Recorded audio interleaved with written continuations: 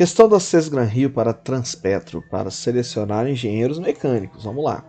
Duas placas planas justapostas de mesma espessura separam dois ambientes, ambos evacuados.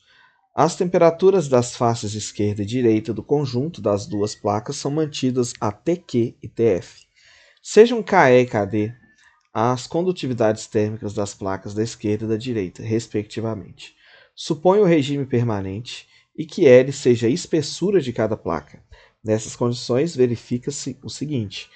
Eu vou fazer essa questão de uma maneira bem visual. Então, vou desenhar aqui as duas placas, uma do lado da outra. Você está vendo as espessuras, né? Aqui na esquerda eu tenho Tq, aqui na direita eu tenho Tf, as temperaturas. Eu vou supor que Tq é maior que Tf, ou seja, Tq seria temperatura quente, Tf temperatura fria. Tanto faz para a questão. Então você vai ter aqui uma certa temperatura, vai ter um gradiente de temperatura aqui, vai diminuindo, né, à medida que atravessa a espessura. E aí o que vai acontecer? Na outra parede, o gradiente vai se manter se as condutividades forem iguais, ou então o gradiente vai mudar, vai ficar numa taxa menor ou numa taxa maior. O que vai mandar nisso é a condutividade térmica. Vamos lembrar da lei de Fourier. Nesse caso aí, o fluxo de calor é igual à diferença de temperatura entre as faces dividido pela resistência térmica. E a resistência térmica é L sobre Ka. E A é a área da parede, certo? Essa lei, só para citar aqui, para deixar passar em branco, é a mesma lei da corrente elétrica. A corrente elétrica é igual à diferença de potencial dividido pela resistência elétrica, né? Então, é exatamente bem análogo, né? E aí a resistência térmica depende de L, de K e de A. A mesma área e a mesma espessura nós temos aqui nessas paredes, então vai depender no fundo da condutividade térmica, como a gente vinha falando.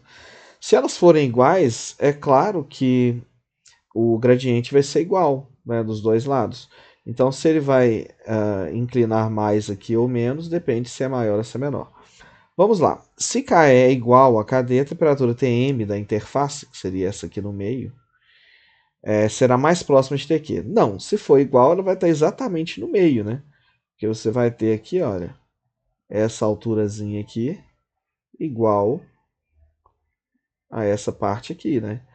Então aqui está Tf, aqui está Tq, a mesma, se o gradiente se mantém, o Tm está exatamente no meio.